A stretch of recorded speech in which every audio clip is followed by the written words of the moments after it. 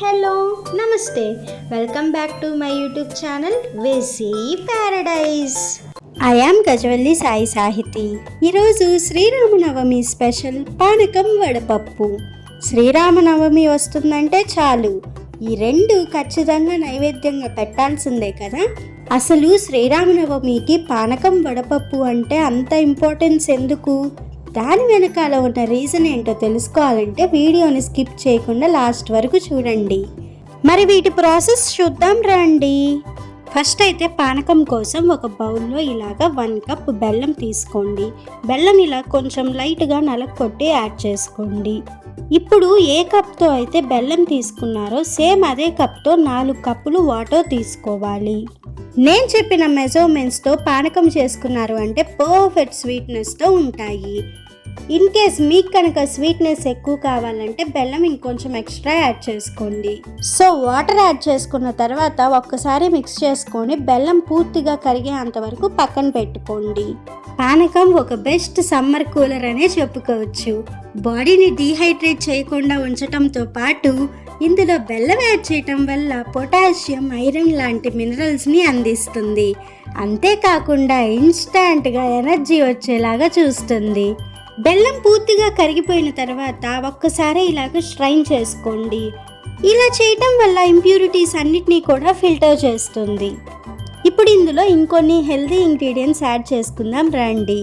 అందులో first ingredient అయితే యాలకులు. యాలకులు యాడ్ చేయటం వల్ల డైజెషన్కి ఎంతో మంచి చేస్తుంది. 1-2 యాలక్కాయలు తీసుకొని ఈ విధంగా లైట్గా క్రష్ చేసుకొని పానకంలో యాడ్ చేసుకోవాలి. ఆ తర్వాత మిరియాలు తీసుకోవాలి. ఇవి యాడ్ చేయటం వల్ల ఇమ్యూనిటీ పవర్ని ఇన్స్టాంట్గా బూస్ట్ చేస్తుంది అన్నమాట. 1 టీ స్పూన్ మిరియాలు తీసుకొని ఈ విధంగా క్రష్ చేసుకొని పానకంలో యాడ్ చేసుకోవాలి. అండ్ ఫైనల్గా 1/2 టీ స్పూన్ అంత సొంటి పొడి యాడ్ చేసుకోవాలి. సొంటి పొడి యాడ్ చేయటం వల్ల బ్యాక్టీరియల్ ఇన్ఫెక్షన్స్ని దూరంగా ఉంచుతుంది. సో వీటన్నిటిని ఒక్కసారి అలా మిక్స్ చేసుకున్నాము అంటే ఎంతో టేస్టీగా ఉండే పానకం రెడీ. ఇప్పుడు వడపప్పు ప్రాసెస్ చూసేద్దాం రండి. ఫస్ట్ అయితే దానికోసం ఒక బౌల్లో పెసరపప్పు తీసుకోవాలి. ఇక్కడ నేనైతే 1 కప్ వరకు తీసుకుంటున్నాను. మీకు కావాల్సినంత క్వాంటిటీ పెసరపప్పు మీరు తీసుకోవచ్చు. ఇప్పుడు ఇందులో కొంచెం వాటర్ని యాడ్ చేసుకొని శుభ్రంగా వాష్ చేసుకోవాలి. తర్వాత వాటర్ మొత్తం కూడా ఈ విధంగా డ్రైన్ అవుట్ చేయాలి. ఇప్పుడు ఇందులో పెసరపప్పు మునిగే అన్ని వాటర్ని యాడ్ చేసుకొని 1 or 2 అవర్స్ అలా వదిలేసాము అంటే ఇక్కడ చూపించిన విధంగా పెసరపప్పు నానిపోతాయి. ఇప్పుడు ఈ వాటర్ మొత్తాన్ని కూడా డ్రైన్ చేసాము అంటే వడపప్పు రెడీ. మనం వేరే దాల్స్తో కంపేర్ చేసుకుంటే పెసరపప్పు ఎంతో ఫాస్ట్గా డైజెస్ట్ అయిపోతుంది. అలాగే హై అమౌంట్ ఆఫ్ ప్రోటీన్స్ని కలిగి ఉంటుంది. వడపప్పు ఒక్కొక్కరు ఒక్కొక్క విధంగా ప్రిపేర్ చేసుకుంటూ ఉంటారు. లైక్ కొంతమంది ఉప్పు, కారం, నిమ్మరసం యాడ్ చేసుకుంటారు.